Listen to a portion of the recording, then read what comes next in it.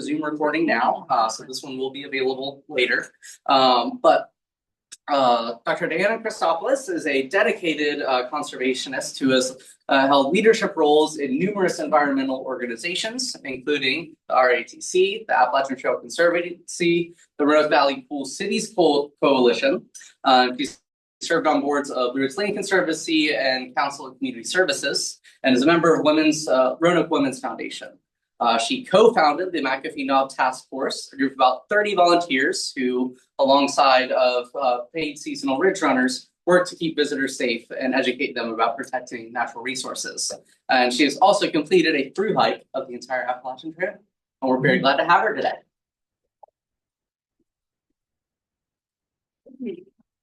I'm gonna move my glass of water over here in case I need it, and be able to get started shortly.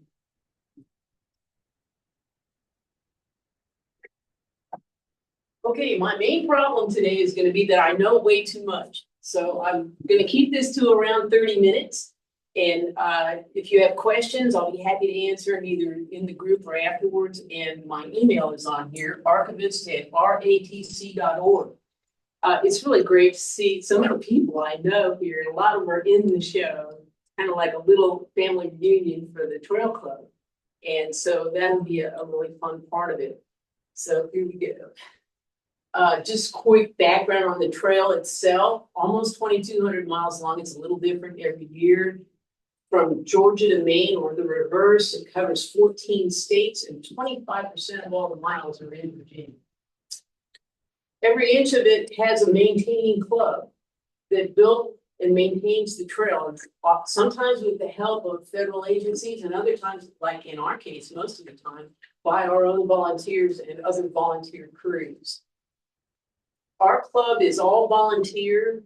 We don't have any staff. We don't have any buildings. That's true of most of the clubs. There's only a couple of real big ones up north that have any staff. And we became a 501c3 in the 1980s. We were founded in 1932. We right now have 120 miles of the trail. We've had up to 145 in the past. And our archives, as of just the last couple of years, are part of the permanent collections at Virginia Tech. So we've got 26 boxes of stuff. That was a real team effort on our part to gather. Blanche Brower here was our treasurer then, and she told me we need to pull this stuff together. It was in basements, attics, all over the place.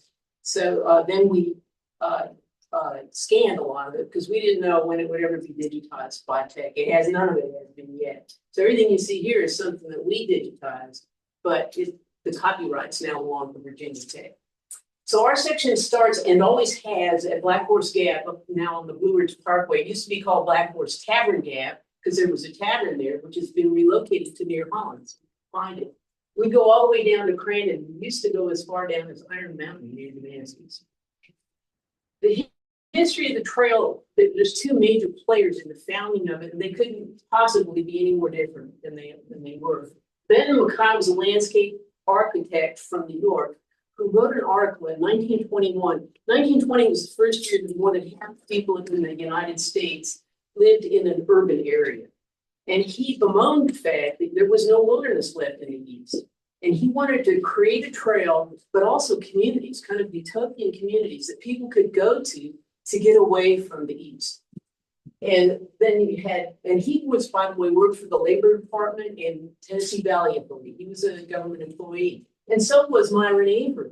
He was a lawyer from Maine who worked for the U.S. Navy, based in Washington, D.C. But he was completely different. He was a rough and tough, let's go out and hike a hard place and build a hard trail, and let's create clubs. And it was important to him to connect the whole trail, that it was a continuous trail. He became the Johnny Appleseed of the Appalachian Trail, and he founded trails south of about the middle of Virginia. There were no easily formed trail clubs. And so he would go down and meet with people, and he didn't trust the local hikers. He wanted to lay out the trail and then get local clubs so that he could get them to go out and mark the trail and take care of it. But he definitely wanted to be in charge. That's his measuring wheel. And he's up on top of Katahdin there, the mountain in Maine. He took that wheel everywhere.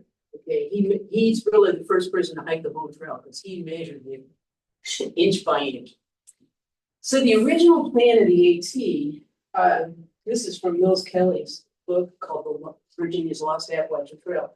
The original trail was gonna be this yellow and then the red down here. And our club said, wait a minute, that's not good.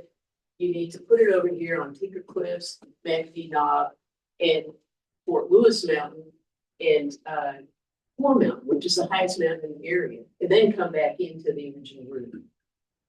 So the original route was laid out by Shirley Cole. And what's your relationship to him? He's was my great uncle. Okay, who was the county extension agent in Floyd, and Roy Osmer, who was a forester from Georgia, that it was very much trusted by Avery. So they laid it out over there, but our volunteers said, no, don't do that. If you want to know about that more in depth, I wrote a blog about it for the Appalachian Trail Conservancy's official blog, and because we're on Zoom, you can always go look it up, because this will be posted, right? You'll be able to look it up. So there's a lot more detail that I won't go into, but we got the route changed because mainly we sold Avery on the idea that this was a harder and more challenging and more scenic and interesting route than the one that was originally chosen. And so our founding story happened right near here. A professor named Donald Gates, who was a business professor at Roanoke College, had gone to a meeting at the Appalachian Trail Conference in the Smokies in 1931, and he met Avery and he started corresponding with him. And Avery started trusting him a little bit and came down here in 1932, and they had several organizational meetings, but the final one in November, 3 groups of people were the founders of our club. First of all, the college outdoors club that Gates himself had founded. And Roanoke College had only started admitting women in 1930. So it's mostly an all-male college. But then Hollins College had its own hiking groups, and they were, of course, all women.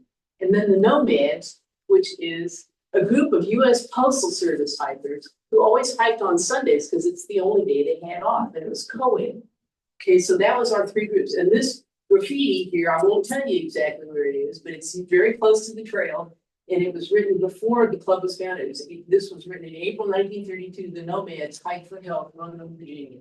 So they were already out there hiking, having a good time on what became the Appalachian Trail. So here's the founders. November 13th, 1932, they went for a hike in the Carvins Cove area and then went to the Donald Gates home. And this is Gates, that's his son. His wife is down here. This is David Dick here. He was our first trail supervisor, and he was a certified Virginia surveyor. And he became very close to Avery and ends up drawing the official maps of the trail from here down to almost to Damascus. And then here you have Larry Connell's treasurer and his wife, Grace will become the vice president. They didn't appoint a woman at first, and half the founders were women. So I think there was probably some discussion between the first and second meeting of the club, and they named her a vice president. And then you had E.B. Coxwell up the top on the right. He's the treasurer. And let's see, this is Grace Chevreau from Hollins, who's the membership chair. And then there were some very important founders who weren't actually at the meeting, but that was the founding meeting of our club, really close to here. We've been a few months ago. And we always did 3 things. We might do some other things, but we always did and still do 3 things. We hike, we build and maintain trail, and we party. Okay. These were young professionals that were the founders. They're in the depths of the Depression. And this became their social life. They would hike every Sunday, and normally they'd do some kind of supper after that at somebody's house. And so that was their social life in the 1930s. This is their bulletin. They had a monthly bulletin. It was pretty much just said what the hikes were. And we had that long tradition of hiking on Sundays. It came from the Nomads. And they would often do a short hike and a long hike that would end up meeting in the same place, and then they could have a potluck supper together. Okay. So just pictures of their hikes. Okay, so David Dick gets asked by Avery to draw the official map of the trail. And we'll talk about Mills Kelly's book a little bit later. Are you familiar with Virginia's Lost Appalachian Trail? I helped in the writing of that, but we hadn't pulled our stuff together yet. He didn't know about this map. So he's completely wrong about almost everything between 1931 and 1941. and he knows this. Okay, we're buddies and we work on stuff together. It's our fault we didn't collect our archives. Because I said, yeah, you're right. That stuff sounds like what I've heard. but it was wrong. So what happened was, Avery had him do this map, and you can see the trail. The trail used to go all the way down into North Carolina down here. Okay, it's a completely different road. And then it continued here and came back up into Virginia. This became the official map sold by PATC. And so that was the map. And here's a close-up showing where it goes in our area. And you can see it comes down across Route 11, up Tinker Mountain. Didn't go all the way out like it does now. Went near McAfee, there's McAfee Knob. And then it went down Bruce Davidson's driveway, one of our volunteers, and into Mason's Cove. Then it went over Fort Lewis Mountain, crossed 11, came up 4 Mountain. And down at what they call Bend Mountain Falls, we would call Bottom Creek Falls, and rejoined the original trail at Addie Gap. Okay, so that was his dad in that area. 2 books about that early history of the trail. So Mill's book, he doesn't know that part of the history. So there's tons of mistakes, but what it's great about is the social history. So he interviewed descendants of people that, or in some cases, people that were little kids when the trail went there, and it tells wonderful stories. And that, to me, that's the primary value of that book. You know, the other book, and I heard about this because I gave a presentation down in Tennessee in a meeting, and the woman who wrote it came up and said, "But I wrote a book about that too." And it's pretty recent, and you can get both of them online. And her book, if you want to retrace the trail, it's got maps and detailed instructions on how to drive or hike the original trail. So they're both great books, and just in a completely different ways. My great uncle's on down the bottom. Oh yeah, which one is he? He's this, Shirley's the one on the left, and that's Ernest on the Pat right. Shirley here. No, That's that's GS. two. Okay. And my cousin, who was like an aunt, mother's cousin, said they built that cabin. Wow. She, as a child, spent some time in it. Isn't that something? It's really neat to know that history. And honestly, that's why I make sure I put my email address there. If you have more information, please tell me, because we want to put together a lot of stuff and definitely have a book out by 2032, our 100th anniversary. That's kind of my goal with all this, is to have pull together as much as we can. So new information is always welcome. Some of our other early members, Virginia Caldwell was a librarian and a teacher at Jefferson High School in Roanoke. I think about her when I go to concerts there. She was there for a long time. And then Sally McLean, who later became Sally Nelson, was also, they were both members in the 1930s and stayed active through the 1970s in the club. So that's cool. Mrs. Charles Smith. Charles, and I haven't been able to get her first name, so if anybody knows it, tell me. She always listed herself as Mrs. Charles Smith. And her husband, Charles, was the longest running president of Roanoke College. I believe it was 1920 to 1948 or 49. And I have talked to her great niece, who remembers her great aunt's hiking shoes that were the kind that came halfway up your leg, that were leather, that you had to lace up. She said she was a very formidable woman. Then we have Philip Trout, and he was an older guy who had been a steel worker, and he was a great photographer. This picture here, you will recognize, it's on the cover of Leonard Adkins' book about the AT in Virginia, and it's taken from 12 O'Clock Knob, where when the trail ran that way, looking down into the Roanoke Valley. Look, there's nothing there. And this is a picture that Trout took of his daughters on McAfee Knob, and it's in the History Museum of Western Virginia now. And he's the guy that put our first album together, the one that had a wooden cover on it, has his initials into it. It was one that was, I think, done in the 1950s. He's still hiking in the 1950s, and a lot of times interviews him when he's 82 years old. He says it's keeping him young. Here's what some things looked like back in the 30s before they built the reservoir in Carvins Cove. There was Schwartz Falls there in 1933. This is from McAfee Knob, and I think they're maybe starting to build it. I can't really tell for sure, but that's the cove before the dam was completed. Lambert's Meadow really was a meadow. You know, now it's all covered in trees. It's looking towards Tinker Mountain. Of course, it didn't like that at all. Man. Okay, well, no sooner did they get the trail built, then they built the Blue Ridge Parkway pretty much on top of it. And this map is one in our archives. Those are pictures I took. I haven't been able to get a scanner. I'll get it eventually. But the Park Service in 1936 made this map to show how they were going to relocate the trail at their expense because they had built this road on top. And the Blue Ridge Parkway led to a permanent break between Myron Avery and Ben Mackay. And Mackay wrote a letter to Avery. Says, you are for a connected trail, whether or not wilderness. I am for a wilderness trail, whether or not connected. So the last thing that Mackay wanted was a road up there, because the whole point was to get away from roads. But Avery was like, well, I want to have a whole long trail that's one trail that's connected. They split over that and never spoke to each other again in their lives. And Mackay went on in the 70s to lead the formation of the Wilderness Society. Avery died in 1952. He was fairly young. Well, Avery now becomes the leader. And one of the things he does is to get an agreement between the Trail Conservancy, the Park Service, and the Forest Service. The Trailways Agreement, 1938, says, if you guys will move the trail, if the volunteers will move the trail, we'll give you 100 yards on each side of it if you're in land that's owned by the Park Service or the Forest Service. And there's a lot of stuff written about this up until 1940. Our club's on board. David Dix, our trail supervisor, is deeply involved.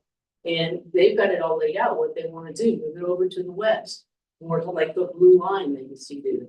But of course, life intervenes. And well, sorry, one more slide before that. We did get to keep up our partying. And some of you may have seen the chimney. It says Wild Air on it. It's near the fire road when you go up to McAfee. You pass the last chain and go a little ways on the left. There, it's still there. Well, it was a big house that had been owned by the Dolan family. And the Okie Dolan Road, and then the Okies get it, the ones that had the funeral room, and they let us use it as a party house, which we did. There's the fireplace, which is still standing, no building around it. But the yard looks pretty similar to this now. There's still that stonework there. Okay, now this is when life really intervenes. This is our membership roster on December 31st, 1940, about a year before the war breaks out. David Dick is president. Jack Haynes is stationed in Pearl Harbor. Okay, I looked up, he didn't die there. I don't know what else happened, but I know that he didn't die there. But what happens because of the war is that, of course, all the young men are getting drafted or volunteering. And they continue to have hikes, but they pretty much don't do any maintenance. And in 42 and 43, they just keep the same officers that they had the last year. They're just kind of toughing it out until the war's over. And when the war ends, the trail is completely overgrown. You know, we're a wet eastern place. So it's pretty much a mess. Well, to the rescue comes a new generation of people who, some of them are a little older, but some of the most important ones are veterans and their wives. So let's point those out. So we've got Jimmy Denton here, his wife Molly. Jimmy is a manager at the Rayon, the silk mill here in Roanoke and Southeast. And then you've got Charlene and Tom Campbell. Tom is a senior auditor at Norfolk and Western Railroad at that time. And those two couples by themselves are the most amazing impact. All three of them, Molly, Jim, and Tom, are president of the club at different times here. And trail supervisor alternates between Jim and Tom. And Charlene and Molly oversee all this fundraising to get the materials. They relocate the trail from about where the fire road goes up to McAfee, where the turn is to go up to McAfee, from about there all the way to Iron Mountain near Damascus. It's 145 miles. And Avery's, he's too sick to do anything. And so Jimmy Denton says, the volunteers of RATC will do it. And they did. They relocated this trail. It's not quite the same, but very similar to what we have right now. And they did it between 1949 and 1955. They moved the whole darn trail.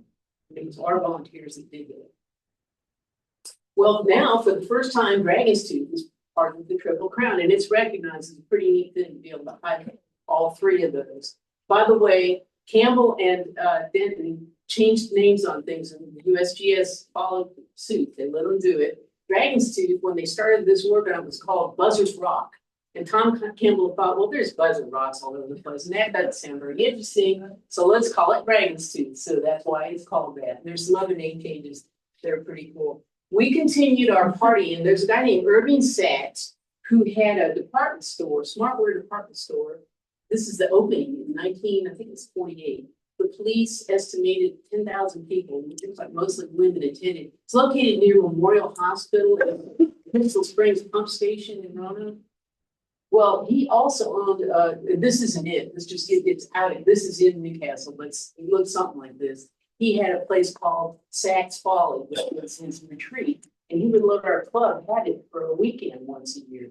So that was one of our party places. A lot of our members had cabins and stuff too, so they were forever going up somewhere to a cabin and having a party and hiking. We also had at least one really famous member. This is Emma Granny Gatewood. And she became a club member, and she was a club member from the 50s until she passed away. And on her second through hike, she stopped and stayed in Frank Callahan's cabin. He's a club member up on the Blue Ridge Parkway. And Preston Leach, one of our other members, took video of it, which was shown on WSLS and WDDJ. And she wrote letters of greeting to our club all the time. She was an avid club member. Okay, well.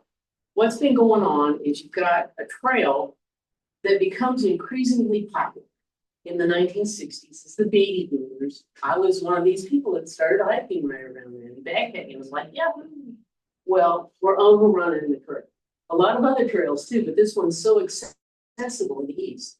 And from 1925 to 68, it's just the clubs pretty much that are maintaining the Appalachian Trail. They've got the Trailways Agreement, but not a whole lot has been done. Well, finally, in 1968, Congress passes a bill creating the first two national scenic trails, the AT and the Pacific Crest Trail. And we end up with a very, very, very unusual government structure. And this is in the bill, okay? This is written into the bill. And this is how it was sold. This isn't going to cost the government very much because the Park Service is going to have a little skeleton staff, mostly located in Harpers Ferry, West Virginia. Less than 10 people, this is still true today, for 2,200 miles, okay? So they obviously are not going to build and maintain the trail. Okay, they're mostly going to enforce rules. Then you've got the Appalachian Trail Conference, and it has about 100 staff today, it had less than, and we have some of them here in Roanoke. It's wonderful, they help us, they're so good. But still, that's not very many people for a 2,200 mile long trail in 14 different states. So this is who's really going to do the work. 30 or 31, it keeps going back and forth on that. Clubs that build and maintain and clean up and do the shelters and do a lot of work that we could never afford to give. We could never get a budget. Okay. And that's how they sold it to the Congress, rather. Well, there's a big problem with the bill. They gave $5 million to support it, aside from salaries, and they spent all that mapping it. But almost half the trail is on private property. And 100 miles of that's in Virginia, and that whole corridor that has McAfee on it is private land, okay? And landowners, we have good, our club has great relationships with them, you know, like they own while there and they like us, and we clean it up. But these baby boomers are overrunning the thing. We finally get $30 million in 1978 to purchase what is not protected yet. Jimmy Carter signs that bill.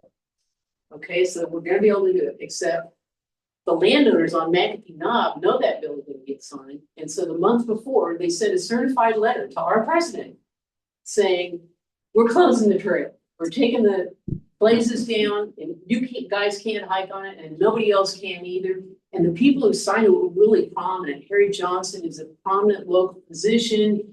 He's a Navy officer in the reserves. His dad was a professor at Roanoke College.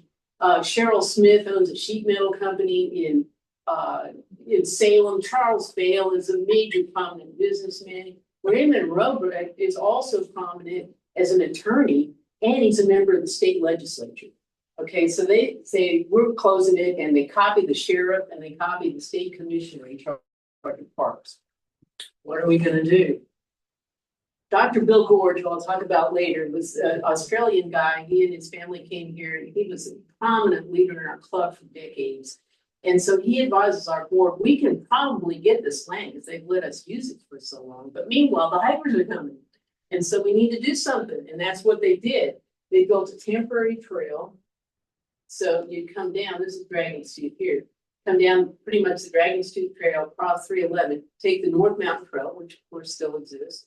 Come down, across the valley, come back up at Tinker Cliffs. And it's going to stay that way from 1978 to 1987. It's going to take that long get the land. I could do a whole separate presentation on how we got the land. It's very interesting, but we don't have time, so I won't tell you too much about it. But one thing that happened was the Appalachian Trail Conference sent Bob Proud and one of their staffers down to look and see, is it gonna be worth the fight? Because there's dozens of landowners there. There's not just those 5 to do this, to try to acquire it. His official report says, I have bad news, McAfee is beautiful. So they commit to do it. We had great news coverage of what was going on from a number of sources, but the best one was Bill Cochran, who's the outdoors reporter for the Roanoke Times for about 40 years. And he wrote a really cool article, Slav Hikers Packing in Problems, to explain what happened. And he interviewed the landowners and the hikers and us and everybody. And the landowners said, look, these guys are littering, they're cutting our trees down, they're vandalizing our property. And then they come to the door and they want water and they want to use the bathroom. And we've had it, okay? So it was a great article. And he covers this story repeatedly all the way through to the end. One of the problems that was there was, Andrew was right. There was a terra incognita. USGS did not do a map of the Salem Quadrant until 1932. They were in the 1880s out west, looking for oil and whatever. But here, 1932 is the first one, and it doesn't look at individual parcels. And in fact, 8 different landowners claim they own the Knob. Okay, 6 of them have settled by 1984 and been paid, and that's all fine. But 2 of them, the Tobiases and the Johnsons, they go to court over it. And finally, in 1986, I think it is, Harry Johnson, remember him, officially wins. So then he owns the Knob. The National Park Service did not want to use eminent domain, and they used it only about 2% of the time on all these acquisitions in this round of them. But they did condemn his and paid him $475,000, which was a lot of money at that time, for the Knob, and all these other people had to give up their rights on the thing. So here's the reopening. That was December of '86. In March of '87, our club reopens the trail. Charles Perry is our trail supervisor by then, and they built a new trail. And by the way, you notice a familiar pattern here. We do a work hike to make trail. We do a regular hike to have fun, and then we have a social hour and potluck dinner. So they continue what we've always done.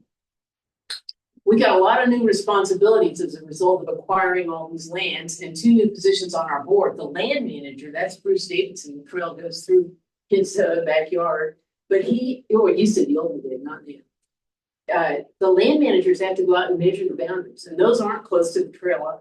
A lot of us maybe have done that. It's really kind of fun because you're clambering all over the place and painting with nasty oil paint and so on, using fine compasses. And a conservation supervisor, that's Dr. Bill Boers, the fellow from Australia. He's a local pediatrician, one of our most wonderful volunteers we've ever had. And I guess sent me an email last night to make sure I had the Nomads picture. But those 2 new positions, okay, because of all the major new responsibilities we've taken on.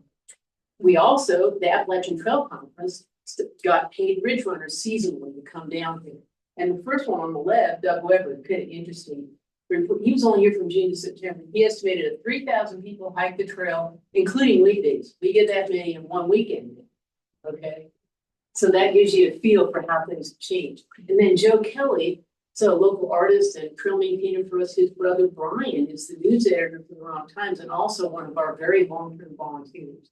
So it's kind of neat that it's people that are so embedded in the community that have been responsible for the trail. Whoa, raise your hands. So we inherited several houses up there. And when were you guys at the Vale House? 93 to 98. Okay. And it's fairly close to McAfee Knob. So I saw the list of responsibilities. It's like, you have to go to McAfee Knob and do this and do that. And Leonard has written many books about the Appalachian Trail and hiking, still redoing new ones. And Lori and Leonard together have hiked the trail how many times? 5. Okay. And they're now engaged in visiting every national park. They were in Alaska a lot this summer, so they're not slowing down very much. Linda Akers is also still living. She lives in Roanoke, and she lived in the Bear House, and I've forgotten the name of the man that lived there with her. But that was one of the homes that we inherited, and that one's between 311 and the first shelter, so it's really close to 311. And next to that, adjoining is Cabo Lodge, which our club about every 6 weeks would have parties there. We're still doing our thing. Siegfried and Irma Homestetter were refugees, immigrants from Germany after the war. He was a physician at the VA Medical Hospital. His wife, Ursula, had escaped a Nazi prison camp by herself at age 16 and worked her way to the safe part of Germany. And they came over here. He had been some other place. They had been, I think, in Ohio first. But they took over being the guide, the maintainers of the McAfee Knob section. This picture here is the first Browning scout trip that he took up there. He took the troop up in 1971 to McAfee Knob. So they were very, very important volunteers right up until they left the area around 2000. Andy Lane was, some of you probably hiked the Andy Lane Trail to go up to Tinker Cliffs. He was from the Norfolk area, and he started volunteering in about 1978. He was already pretty old then, but it didn't bother him a bit. He worked hard. Blanche, did you ever work with him? Because he passed away in 1991. But he was an officer and did a lot of things on the trail, but he did all the work hikes. And he dies in 1991. It's not until 2001 that the trail, that side trail, was renamed. Three of our members are in the Appalachian Trail Hall of Fame, which is near the midpoint of the trail in Pennsylvania. Jimmy and Molly Denton. After they left here, they were at the Roanoke Appalachian Trail Club volunteers, and very prominent there. And there's actually a shelter, the Jim and Molly Denton shelter, which is very, yes, she was famous for playing her accordion. And so that's at one of our parties. She played the accordion. I met her kids, they met their kids. They're now like in their 70s. Really good kids, good memories. Charles Perry was our trail supervisor. Gosh, Blanche, was it 78 when he started? Do you know when he started? No. I mean, it was really a long time ago. He was in the 70s sometime, and he did it until he passed away in 2010. An enormous amount of trail rerouting as a result of all those purchases, and then rerouting the trail around McAfee because it got overused. So he was an unbelievable. He was a math professor at Virginia Tech, and he was from up north. He didn't really know how to do this stuff until ATC staff member Mike Dawson, who was the first ATC staff member here, taught him how to do trail movements, and he became a real expert in it. Well, now we get to the modern era. There's a bunch of people in this room on this list, and we get the recency effect. Who's going to be the greatest ones? You know, someone else will do a presentation 30 years from now, and they'll pick out who they thought had the most impact. But this will give you an idea. There's always people coming forward as volunteers to take on the hard work and the fun of being the leadership to keep this thing going. We had a few years ago awards for this is what the Park Service does. Bill Gorge got a 50-year award, and then a bunch of people got 25-year award. Bill Gorge and Liz Belcher, after building all that new trail in the last century, they kind of ran out a new trail to build, so they founded the Midweek Creek, which spun off as a separate thing. And if you hiked on any greenways around here and a lot of other trails, they were built by volunteers. That was this one that still exists. And there's Brian Kelly, the newspaper editor. Oh, there's Blanche Breyer. She's here. Yes, and she and her husband were volunteers for many years. And then Homer and Therese Witcher just finished terms as president and vice president. Therese was the president and Homer was vice president.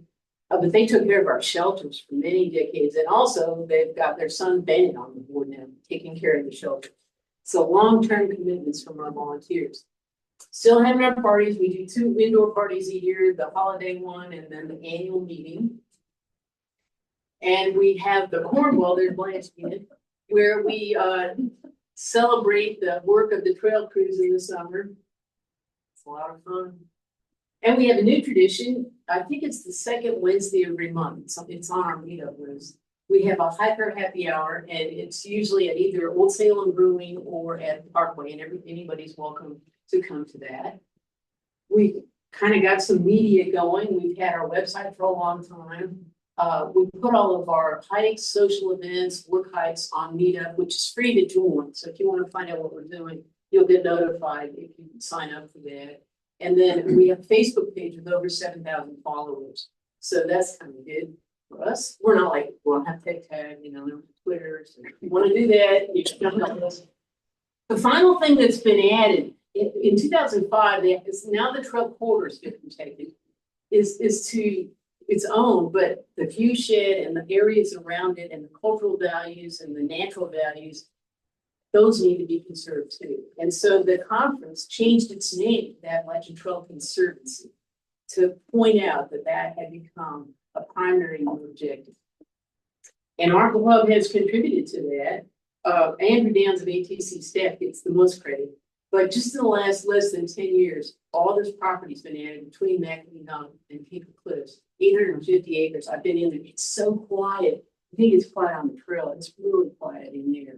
And there have been efforts like that all up and down the trail to protect. Because what was going on was this strip right here, the landowner there was starting to rent out that you could put Mary in or, you know, buy my tires or something like that. So it was important to protect that corridor from commercial development.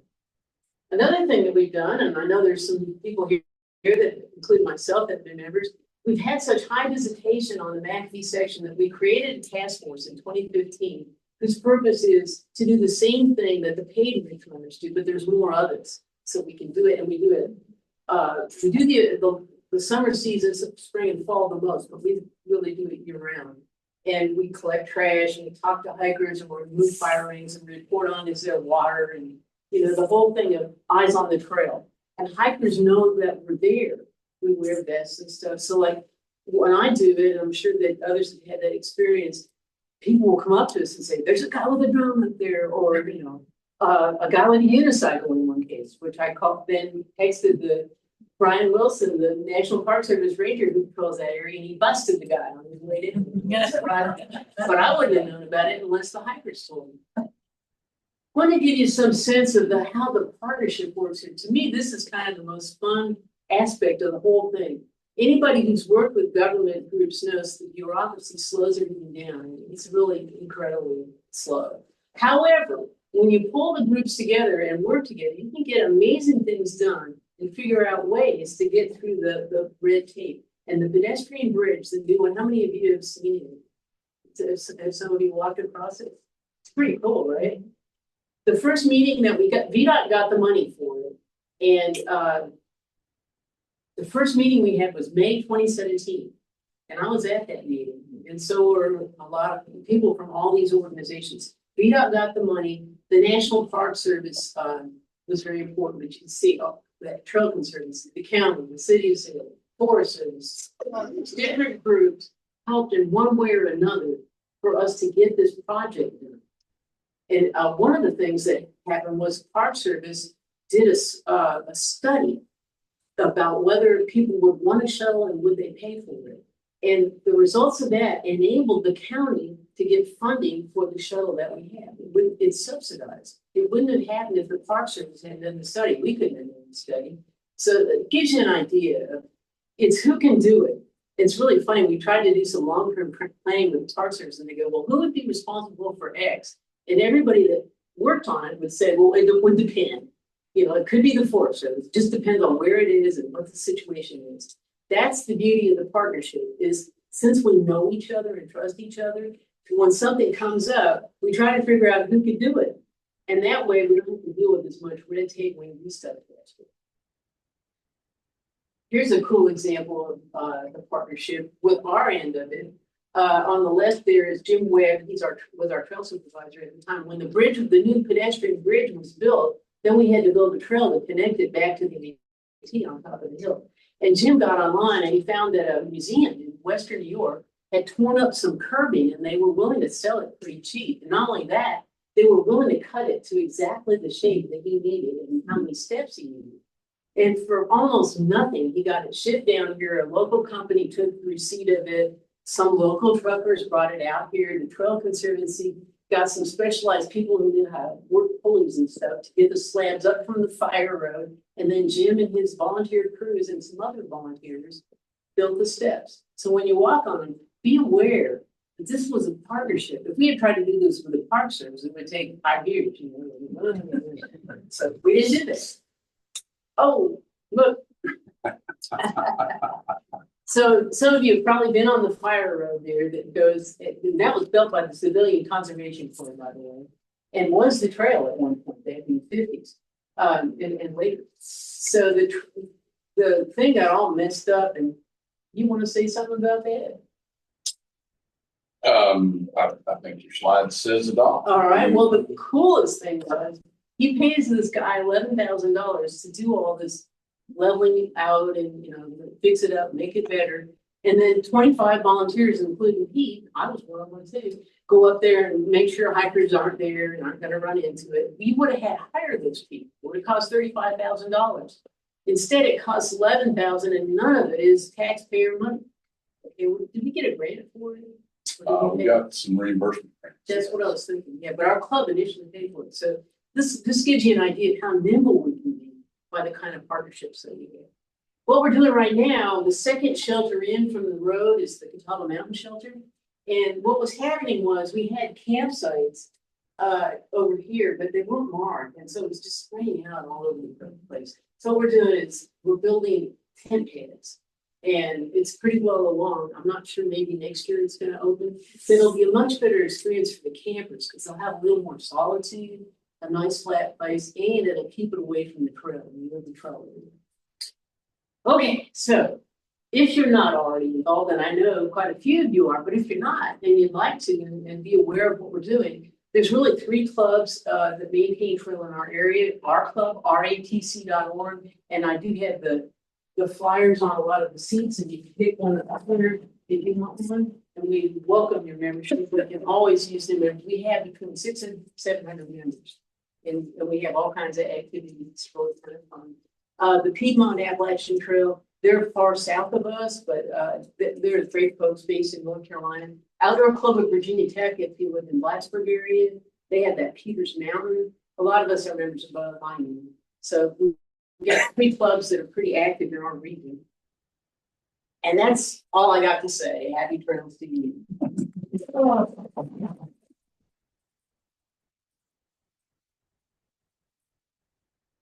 So I'll take a few questions, and then if you want to talk afterwards, you can do that if anybody has any questions.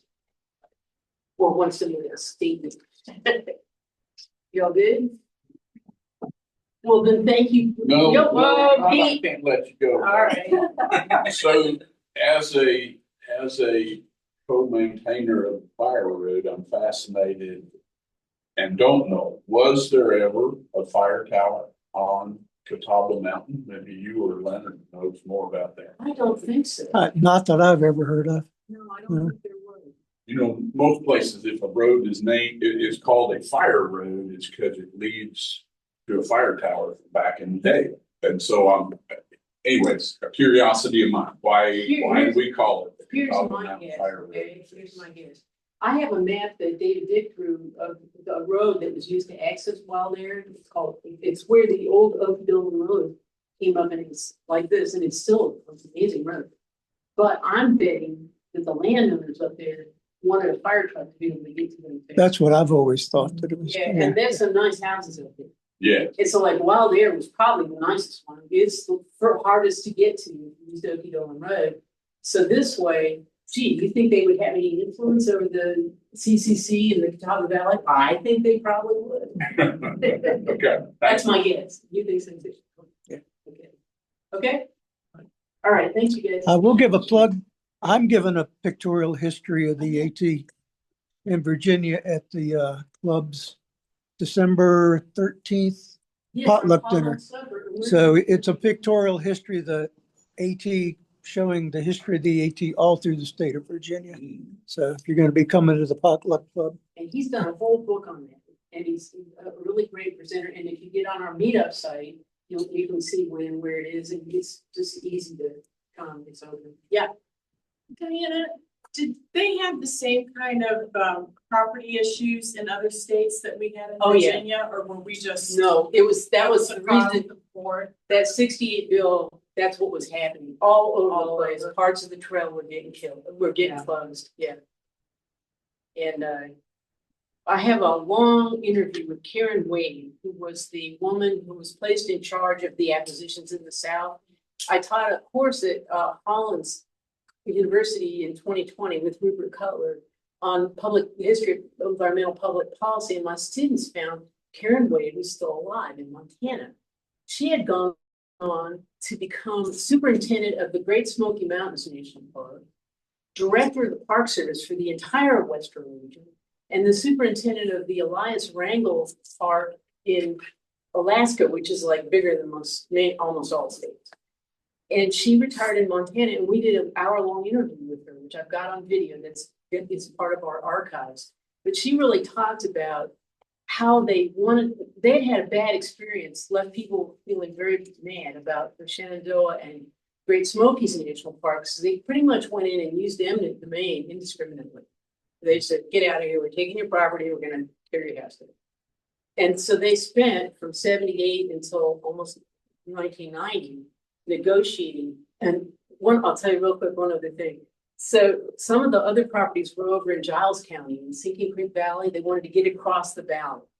And what would happen, they gave the whole effort of a local face.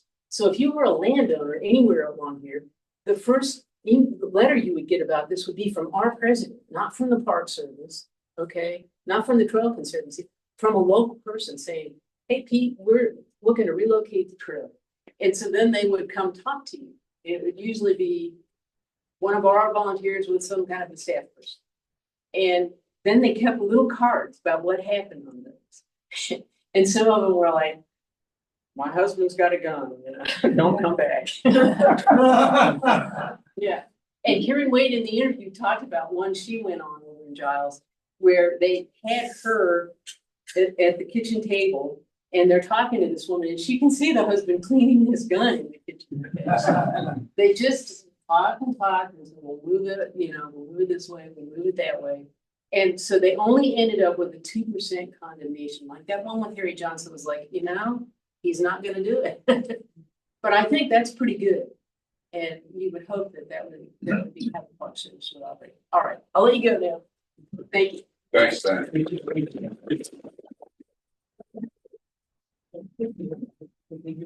Today. Thank y'all for coming out.